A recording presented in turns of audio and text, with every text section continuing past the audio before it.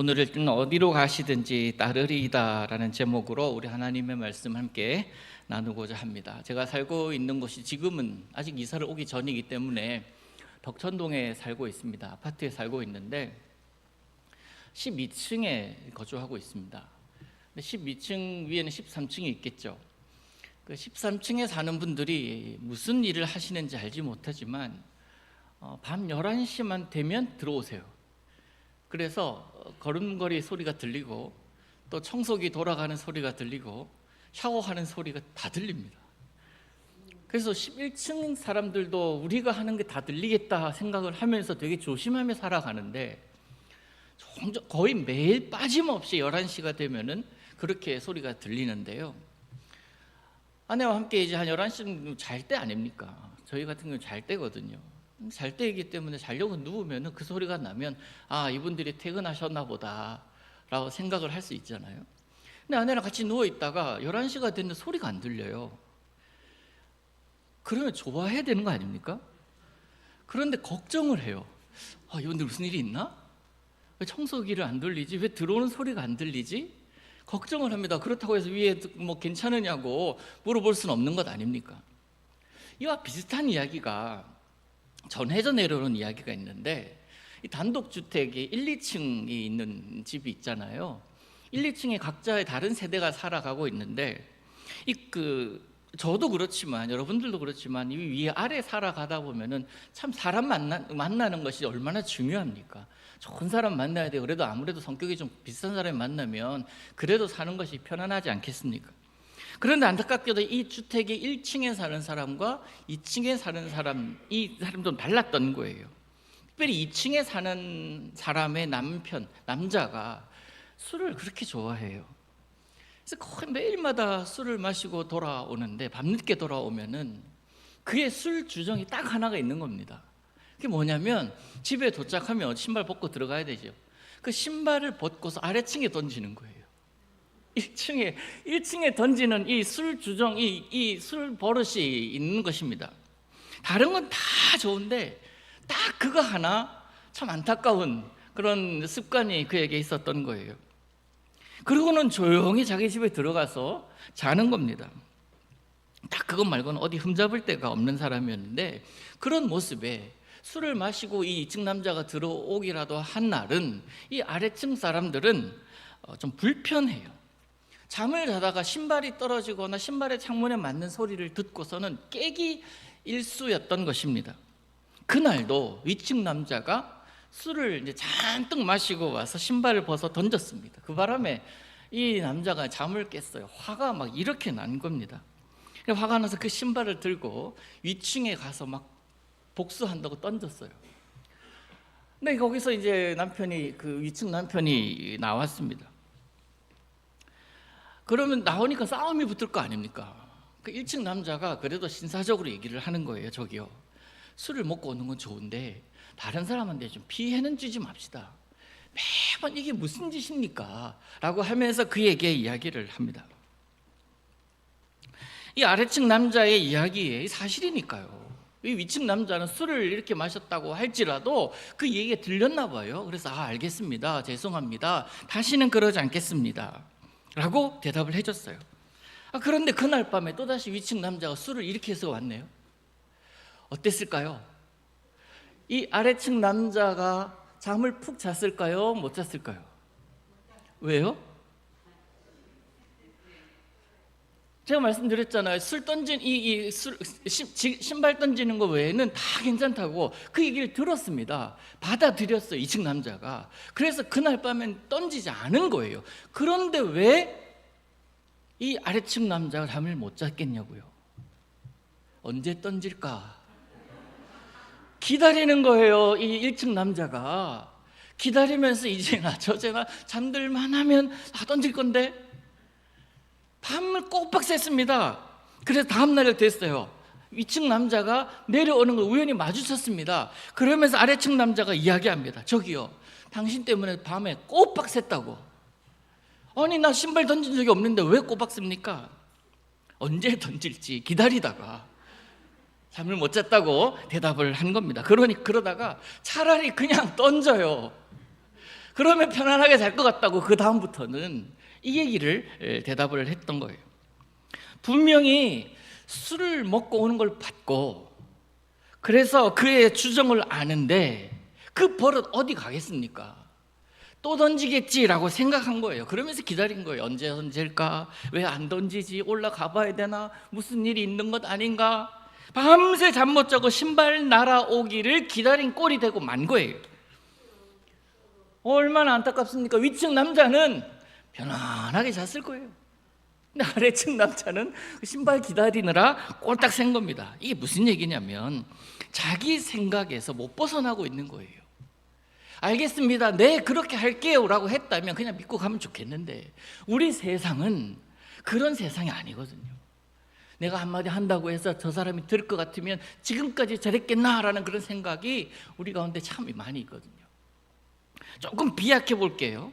이게 우리 모습이 아닌가 하는 생각을 해볼 필요가 있습니다. 신발 좀 던지지 맙시다, 네 죄송합니다, 안 그럴게요 라고 하는 소리를 들었다면 그냥 자면 될 것을 못 자는 아랫집 남자의 모습, 예수 믿는 우리들 하나님께 내 인생의 문제, 내 어려움을 기도하면서 맡겼으면 주께서 가장 좋은 곳으로 주실 줄을 믿고 그냥 살면 되는데, 여전히 그 문제를 내가 가지고 살아가요. 주님께 기도하면 예수님의 이름으로 믿고 기도합니다 라고 선언했음에도 불구하고 나는 여전히 그 문제 속에 살아갑니다. 문제를 벗어날 수는 없습니다만은 적어도 그것을 품고 내가 걱정하며 근심하며 살 이유는 없는데, 여전히 우리는 우리의 마음의 연약함 때문에, 주님을 못 믿어서가 아니에요, 우리의 연약함 때문에 그 문제를 계속 가지고 살아간다라는 거예요. 주님은 그 문제를 완벽하게 해결해 주실 수 있는 분이심을 믿으면서도 말입니다. 그래서 사랑하는 감천의 모든 교우 여러분, 주님께 기도하며 나갔을 때 적어도 기도한 그 문제에 대해서는 자유하시기를 축복합니다. 주님께서 해결해 주시겠다 약속하셨으면 그것이, 그 해결의 방법이 나의 생각과는 다르다 할지라도 가장 선한 것으로 역사하실 줄 믿습니다. 우리 주님께서 풍랑이는 바다를 향해서 잔잔하라 라고 말씀하시잖아요. 그때 어떻게 합니까? 자연과 바람조차도 잔잔해지더라 라고 기록을 하고 있습니다. 가만히 생각해 보면 이래요. 자연 입장에서는 상황이라는 게 있어요. 비를 잔뜩 머금고 있는 구름은요, 무거워서 그 물을 떨어뜨려야 돼요. 비를 내려야 합니다. 바람이 불어왔기 때문에 물은 출렁거려야 돼요. 물 스스로 출렁거리는 힘은 없지만 바람이 불어오면 출렁거릴 수밖에 없습니다. 그런데 잠잠하라라고 이야기를 하니까 그 어떤 것도, 모든 자연이 그 말씀에 순종해요. 내 속성을 드러내지 않습니다. 난 바람 불면 흔들려야 돼. 난 바람 불면 나뭇가지 정도는 흔들어줘야 돼. 그게 자연이고, 그게 나무 입장이고, 그게 구름의 입장인데, 그거 하지마 라고 하신 그 예수님의 한마디에 그 자신들의 속성, 자신들의 자연의 이 법칙 같은 거 아무 소용없는 거예요. 주님의 명령 앞에서 잠잠합니다. 그런데 주님 말씀 앞에서 자신을 내세우는 건 딱 하나 있어요. 뭡니까? 사람. 주님 아시잖아요. 주님, 내가 지금 이런 상황인 거 주님 아시잖아요. 내가 이럼에도 내가 이거 해야 되겠습니까? 이럼에도 내가 이 나이에 이거 해야 되겠습니까? 알지도 못하는데 이거 순종하라고요? 알지도 못하는, 가지도 못한 땅인데 가라고요? 하나님 아시잖아요. 이건 현실적이지 않아요. 그렇게 생각하는 존재는 사람뿐이더라고요.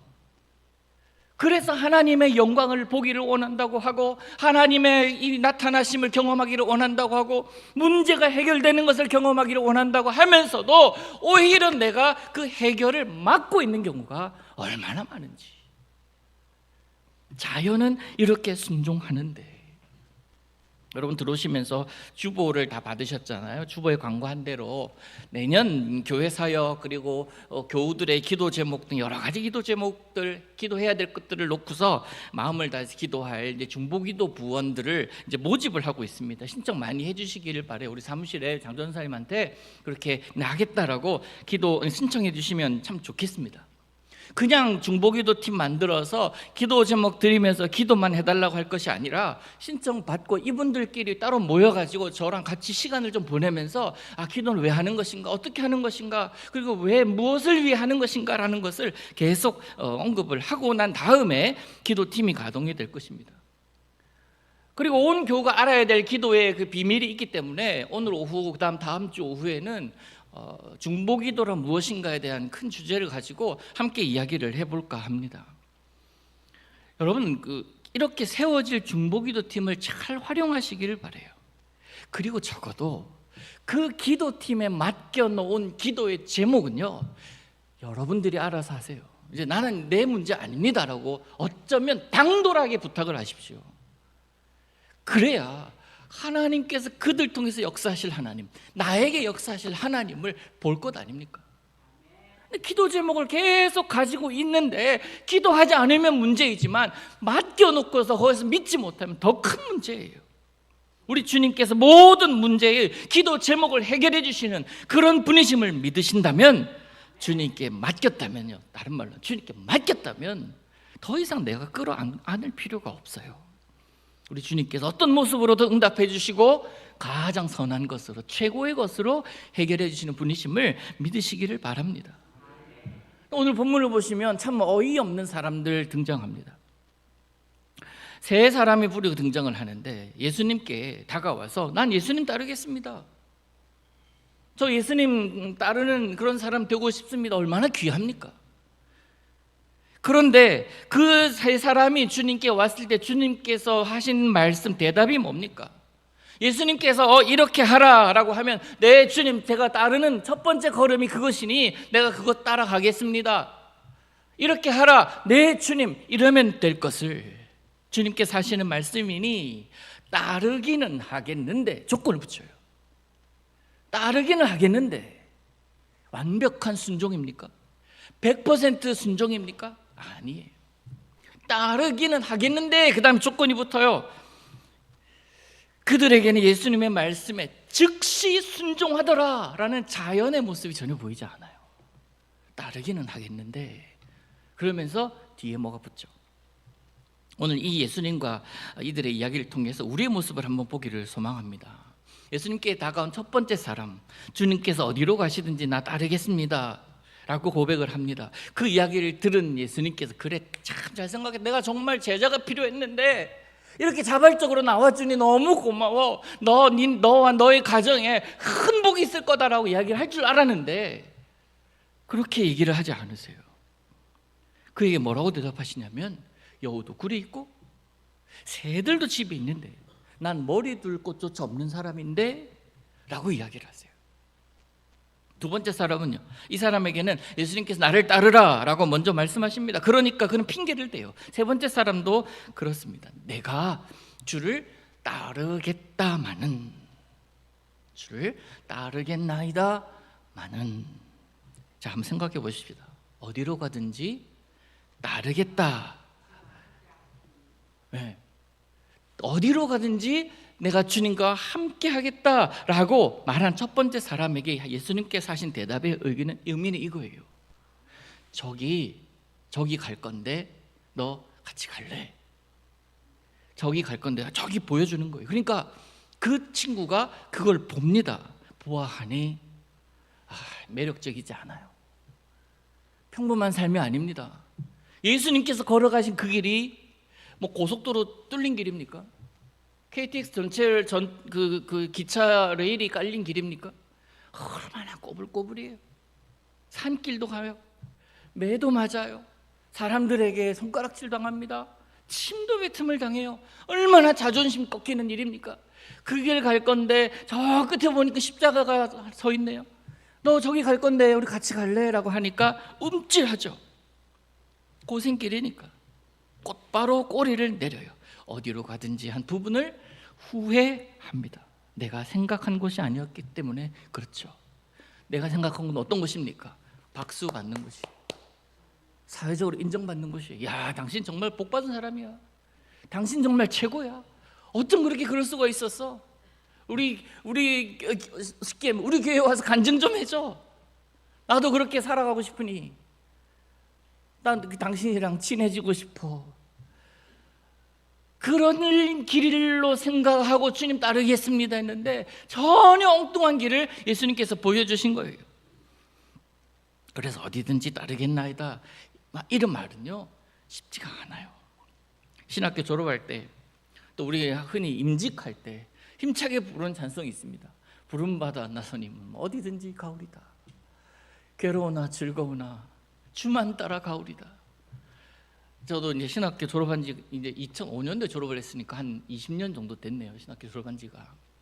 그것 부르면서 얼마나 감격하며 결단하며 소명감 충만하여서 불렀겠습니까? 그런데 아쉬운 것은요, 정작 그 길로 가자라고 주님께서 손잡고 가려고 하면 움찔해요.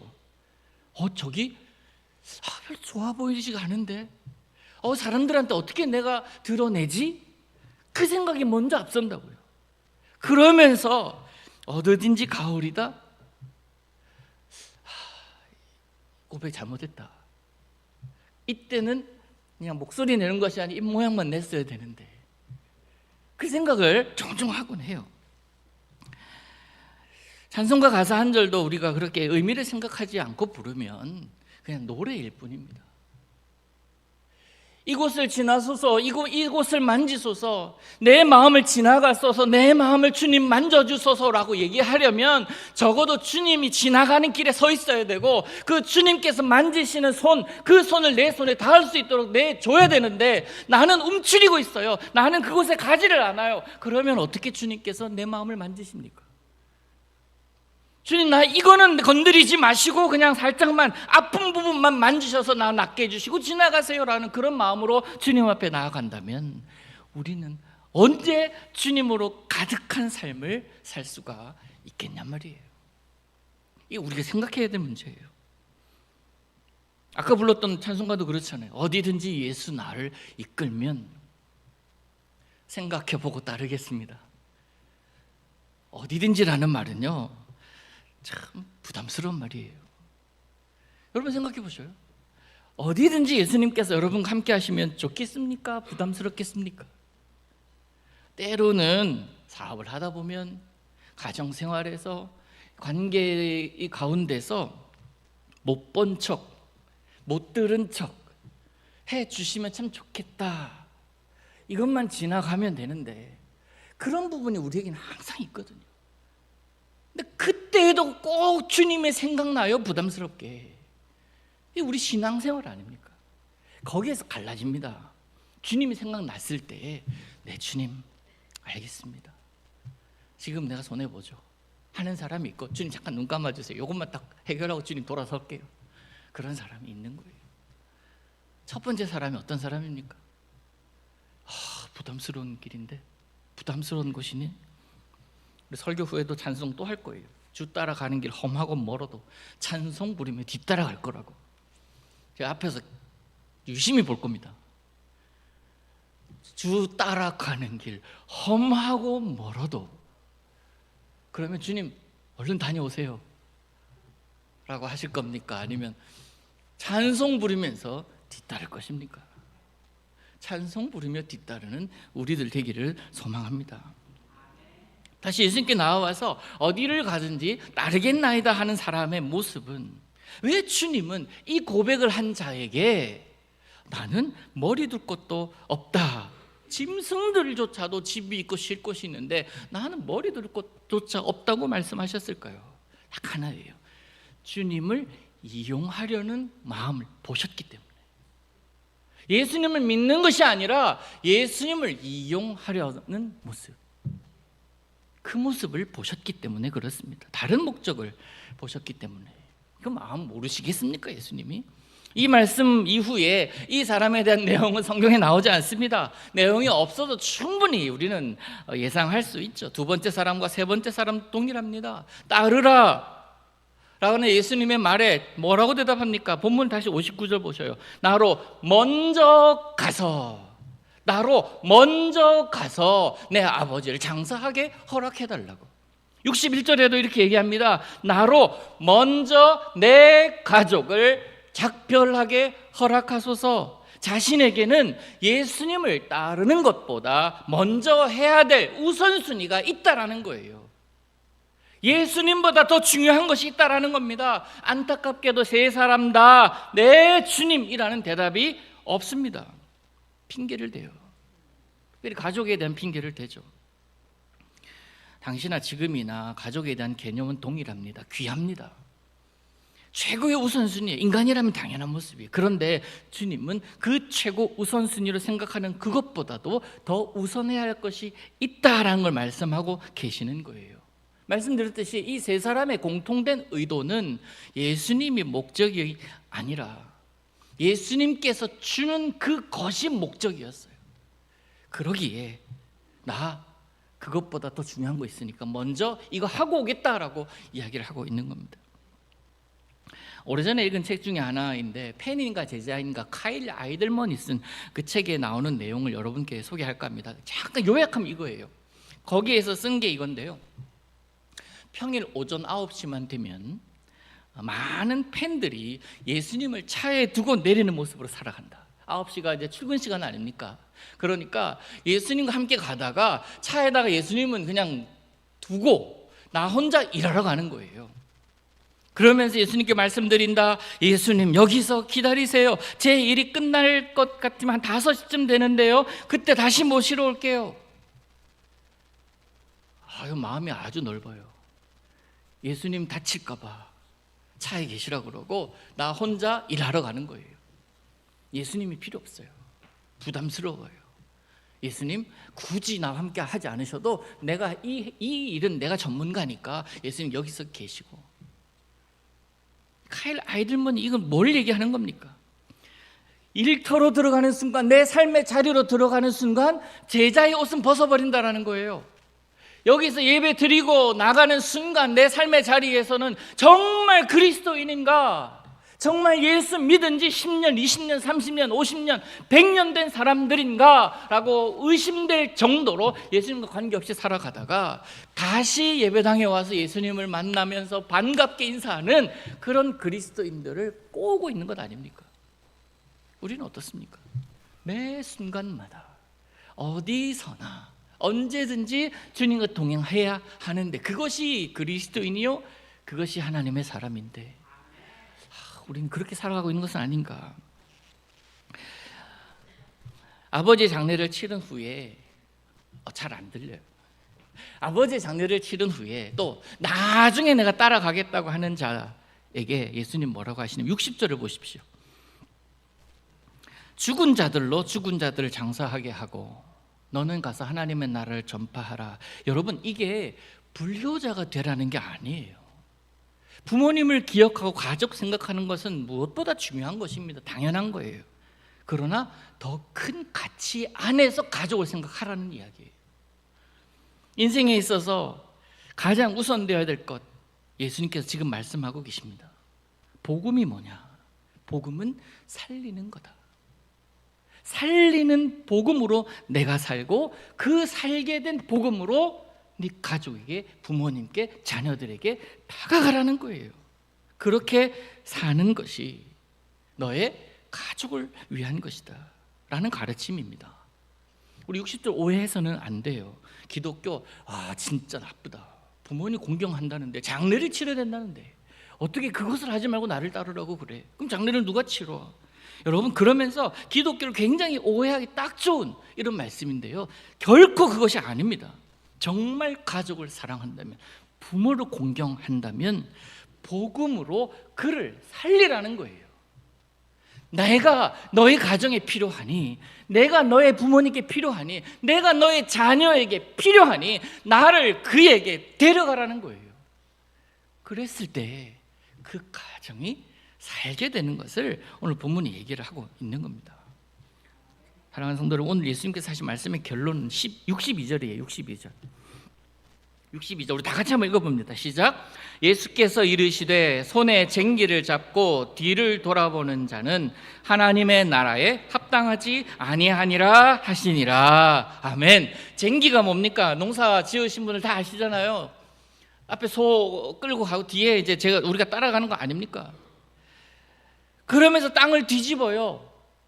쟁기를 잡은 사람은 시선을 딴 데 둘 수가 없어요. 오히려 소 앞을 둡니다. 그래서 그 소가 바로 하고 있는지조차 보고 내가 잡고 있는 쟁기도 방향이 바른지를 계속 보면서 확인하면서 따라갑니다. 다른 데 보거나 뒤를 돌아보는 순간 쟁기를 놓치게 돼요. 다 흐트러져요. 자, 우리가 내 일상의 문제에 빠져 있다면 그 일상의 문제 앞에 있는 걸 볼 수가 없어요. 일상의 문제 앞에 누가 있는데요? 예수 그리스도. 그분이 길이 되어주시기 때문에, 그분이 모든 것이 되어주시기 때문에 그 예수님을 바라보지 못하고 내 일상의 문제만 바라보고 있다면 계속 문제투성이의 삶을 살아갈 수밖에 없습니다.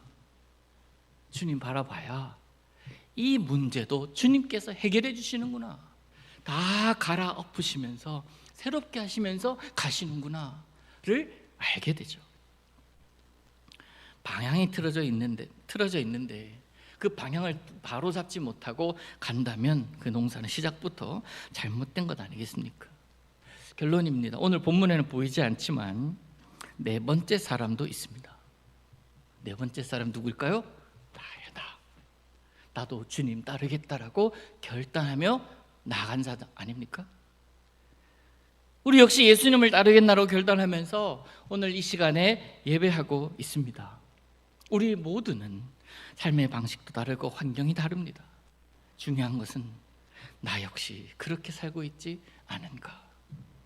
예수님을 믿는데 다른 목적, 예수님께서 주시는 복만을 추구하며 살아가고 있는 건 아닌가. 네, 복도 필요해요. 예수님 자체가 복이에요. 그 복을 구하는 자들 되어야 됩니다만은 더 중요한 것은 내 삶에 하나님의 나라가 얼마나 임하는가, 하나님으로 인해 내가 얼마나 행복해하며 살아가고 있는가를 날마다 점검해 봐야 합니다. 주님, 내가 주님 따르겠습니다. 나 예수님 믿는 사람입니다. 그래? 저기 갈까? 라고 했을 때 예수님이 가리키는 손가락을 보면은 첫 번째 사람처럼 내가 반응하지는 않을까. 너무 부담스럽네요. 저거는 내가 생각하는 예수님이 인도하는 길이랑은 다르네요. 거기 내가 만나기 부담스러워하는 그 사람이 서 있네요. 그러면서 예수님께 실망하지는 않을까. 어제와 그제 장로님들과 더불어서 정책당회를 하고 돌아왔어요. 1박 2일 동안에 아주 많은 것들을 이야기를 하고 오며 가며 이야기를 나누었는데, 내년에 이제 교회의 방향 그리고 사역을 놓고서 기도하는 시간을 좀 가졌습니다. 이야기 주제의 90%가 교회예요. 정책당회라는 이름으로 모인 결론이 뭐겠습니까? 감천교회, 하나님께서 기뻐하신 교회 되기를 원한다. 그러면서 어떻게 하면 우리가 한 마음이 되고 어떻게 하면 하나님의 나라에 이뤄나갈까. 조만간에 우리 교회 표가 전면에 붙을 겁니다. 제가 먼저 말씀드릴게요. 우리 교회 비전은요, 제가 정한 비전이지만 주님께서 지혜 주신 비전이에요. 하나님의 나라를 경험하는 행복한 교회. 우리 교회에 나오는 게 너무 좋은 거예요. 교회 나오는 게, 성경 읽는 게, 말씀 듣는 게, 찬송 부르는 게 너무 좋은 거예요.